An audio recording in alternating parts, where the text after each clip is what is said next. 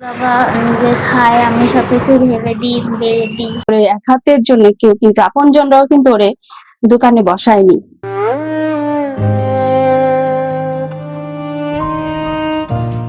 একটি হাত নেই, তবু জীবন যুদ্ধে থেমে থাকেননি আধার। প্রায় এক যুগ আগে সড়ক দুর্ঘটনায় এক হাত হারিয়েছেন অলিদ হাসান আধার। আকস্মিক দুর্ঘটনায় দিশেহারা হয়ে পড়লেও আধার হারাননি খেই। এক হাতের ওপর ভর করেই টেনে চলেছেন 4 সদস্যের পরিবার। পেশায় ফ্যাশন ডিজাইনার আধার বিভিন্ন প্রিন্ট মিডিয়াতেও কাজ করেছেন। জাতীয় একাধিক পত্রিকাতেও তার পদচারণা ছিল। এক যুগ আগে ঢাকা থেকে চট্টগ্রাম যাওয়ার পথে সড়ক দুর্ঘটনায় হাত হারান তিনি। আজ আমরা শুনব জীবনযুদ্ধে আহত আধারের হার না মানা সে কাহিনী। আমি একজন ফ্যাশন ডিজাইনার হিসাবে কাজ করতাম। বিভিন্ন বুটিক্স বা বড় বড় কোম্পানির যে 3 পিস বা পাঞ্জাবি 3 পিস শাড়ি এগুলো অর্ডার করতাম, সেগুলোতে প্রিন্ট করে দিতাম, বিভিন্ন সেলাই করে দিতাম। এবং আমার বড় এক ধরনের সুইং ফ্যাক্টরি ছিল। এরপরে আমি বিভিন্ন পত্রিকাতে চাকরি করতাম, দৈনিক প্রাইম, মাতৃভূমি, দৈনিক রানার, গ্রামীণ দর্পণ, এরকম আরো কিছু পত্রিকা আছে, যশোর, সিলেট, চট্টগ্রাম, হ্যাঁ, বিভিন্ন জায়গায়। তো পরবর্তীতে শেষ মুহূর্তে আমি আমার দেশ পত্রিকার গিয়ে পত্রিকা বিতরণের একটা চাকরি পাই, যেটাতে আমাকে বিভিন্ন জেলাতে যেতে হতো। 2012 সালের 12 জুলাই এই তারিখে চট্টগ্রাম যাওয়ার পথে মেঘনা ব্রিজ পার হবার পরে অ্যাক্সিডেন্টে আমার হাতটা কেটে যায় বা ছিল, পরে ট্রিটমেন্টে কেটে ফেলা হয়। দুর্ঘটনার পর সংসারের চাকা থেমে যাওয়ার উপক্রম হয়েছিল আধারের। অনিশ্চিত হয়ে পড়েছিল 2 সন্তানের পড়াশোনা আর ভবিষ্যৎ। কিন্তু হাল ছাড়েননি তিনি। নিজের অদম্য মানসিক শক্তি ও এলাকার মানুষের সহযোগিতায় নতুন করে জীবন সাজান তিনি। বেশ কয়েক বছর কষ্ট করি, তারপরে এই যশোর নিউ মার্কেটে একটা আমাদের পরিচিত লোকজন একটা দোকানের ব্যবস্থা করে দেয়। সেই হিসাবে সেভাবে এখান থেকে এভাবে আল্লাহ পাকের ইচ্ছায় চলছি। এভাবে আমার জীবন চলে যাচ্ছে।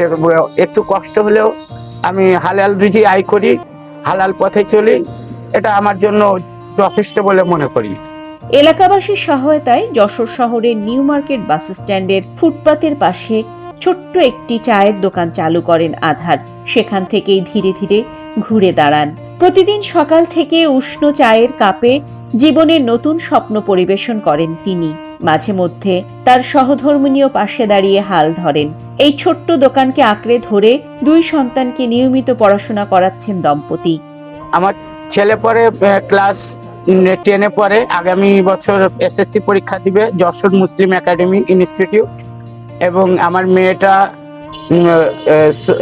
সখিনা গার্লস স্কুলে পড়ে, ক্লাস 7-এ। আধার জানান, দুর্ঘটনার পর মানসিকভাবে প্রচন্ড ভেঙে পড়েছিলেন তিনি। কিন্তু পরিবারের সদস্য আর শুভাকাঙ্ক্ষীরা সাহস জুগিয়েছেন, করেছেন সহযোগিতা। এখন স্বপ্ন 2 সন্তানকে লেখাপড়া শিখিয়ে মানুষের মতো মানুষ করে গড়ে তোলা।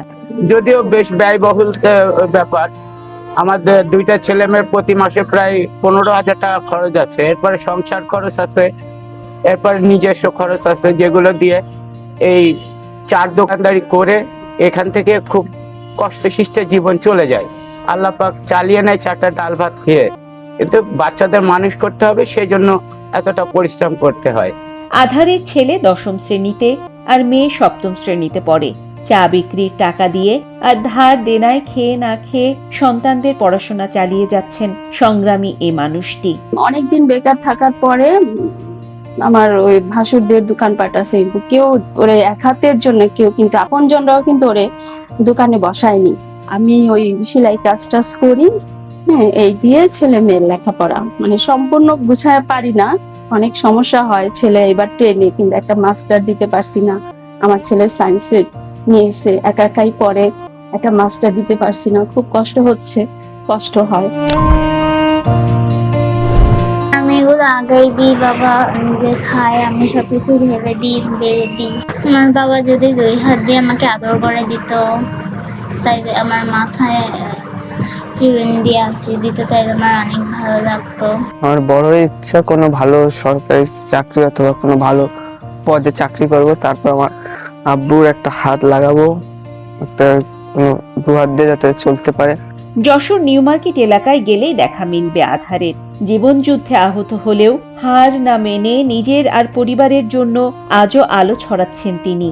সে আলো অনুপ্রেরণা হতে পারে এমন হাজারো আধারের। সুবর্ণভূমি ডেস্ক, যশোর।